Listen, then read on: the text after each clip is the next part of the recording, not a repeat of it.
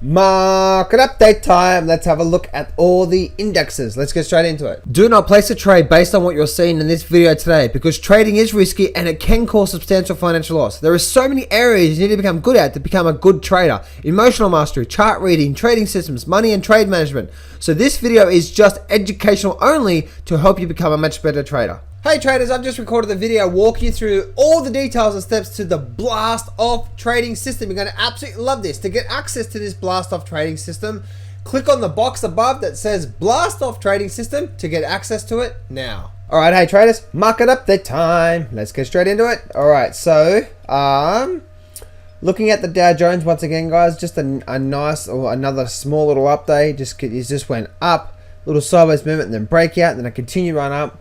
This thing is just running up and running up and running up. And one thing you'll notice, guys, once again, is that this market here has been running really nice to the high side, right? But look at that volume just tapering off and tapering off. Even Friday, we made another all-time new high on Friday, but the volume has just been going down and down and down and down and down. There is no volume behind this move. There is simply no volume. And so there's no volume behind this move. There's no volume behind this. And so to me, guys, this is getting ready for a slingshot move back down. Again, I'm not calling for a crash, but it's getting ready for back down. Now, again, guys, we don't know when that's going to happen, and I'm not saying today it's going to reverse. Some people have been looking at my silver and gold saying, well, you've got to wait for the reversal first. It's like, yeah. What I'm saying, guys, is I'm saying that I'm getting ready for, it might happen today, it might happen tomorrow, no one knows, it might happen sometime this week. But I do believe we're going to get a hard and fast snapback, and it's just going to come out of nowhere. And it's really, really, really interesting to see that there. So that's the Dow Jones. S&P, same thing, guys, another new high, but very, very, very low volume. And again, as this market's continued up and continued up, the volume's been tapering down and tapering down. You can see it's just been dropping off and dropping off. So I would expect to see that this whole thing being reversed real soon, as this market is just completely racing to new highs. Looking at the Nasdaq, similar thing as well too. But you can see the Nasdaq is definitely, the volume is definitely, you see the average is dropping down and dropping down and dropping down with the volume. So the market races up to new highs, and again, a very, very low volume day on that day as well too. So again, guys, let me just delete that there. There's no need to have that there, and there's no need to have that there. There's no need to have any of that through there. So looking at that through there, you can see, guys, just a breaking of new highs once again, and big run up. Guys, I don't know. I just don't buy it. But who am I to say? The thing is that, as you can see, as this market was slowly moving up, the volume was staying consistent. But look at this volume, it just like tapers off, and you can really see it, right? You can see how as this market stretched up, you can see the volume just tapering right down, just really going down. At least when these moves were happening, we're getting some consistent volume there. You know what I mean? So that's what we see through there happening. Let's go have a look at the other indexes. Once again, guys, even like the Dow, the transportation average, big massive move up. And then again, guys, we've been going up, but the volume's been tapering down. We haven't been getting some really good volume spike. We've got a little volume spike here, but then we've been tapering down again. So it'd be really interesting to see what happens through there. Again, this one here, which is the Russell 3000 index, all-time new highs, breaking out of that. And you can see how it just slowly just came down and popped straight back up. Now we're breaking up to all-time new highs. This is the all-time new highs, and then we'll completely best that. We're just completely running up vertically here, guys. It's not slowly stair-stepping, and that's a sign that we're going to get a hard and fast snapback real soon. We don't know when that's going to happen, but you watch, it's going to happen when no one's expecting it. I'm expecting that to happen this week. I'm expecting someday this week where suddenly out of nowhere something happens, a news announcement or something happens in the market that sends this market just going straight down and sends the VIX, the VIX, through the roof. So looking at that there, and also you can see the trade that I got into, my put options that I'm onto right now. I got in 2 days ago, and you can see the market's gone up just a couple of days. I got in 3 days ago up here. The market's slowly caught up a couple more days with my put options there. That's fine. Again, I've got January expiration. So I basically got, you know, close, bit over 30 days, a bit under 30 days, a bit under 60 days worth of time with that. But looking at this one here again, guys, you can see how this market has just moved up so hard and so fast. To me, guys, this is a pump, and I believe we're going to get a dump. Now, whether we get a dump just below really quickly, or whether something big's about to happen in the markets and we're about to get this smash down, like a real big smash down. I don't know what this is, guys. It's out of the blue. I don't think no one really knows what's going on through here, but I believe this is a pump and dump situation. And I may be wrong. As I said before, guys, with my trade that I've got on Russell 3000, I've got way out of the money put options. So January way out of the money put options down here. And I've got 2% of my account on this trade. So if I'm right about this pump and dump situation and about this market being so extended to the high side, and we have a real high probability of getting at least a pullback anyway. If I'm right about the pump and dump, then my account's going to go up 10 to 20%, somewhere around about there. If I'm right, if I'm right about the pump and dump. If I'm wrong, well, then I'll lose 2% of my account.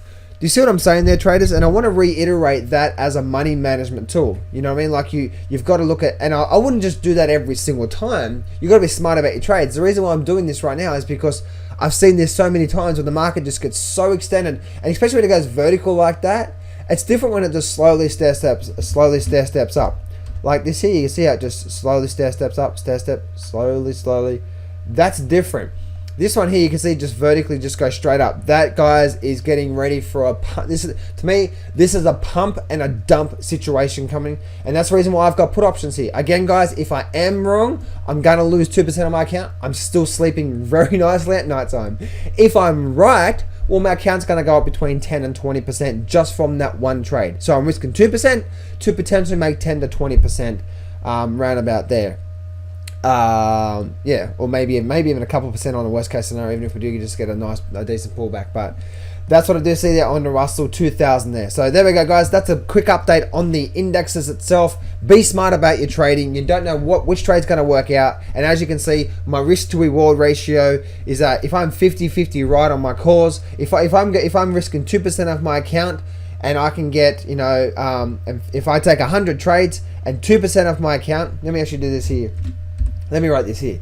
So this is the way that I look at it, guys. If I trade 2% of my account, just say 2%, and I take 100 trades, and just look at this here, as to say if I took 100 trades like this, even if I was 50-50 right, so 50-50, see if I was 50%, if I was 50-50 right, all right?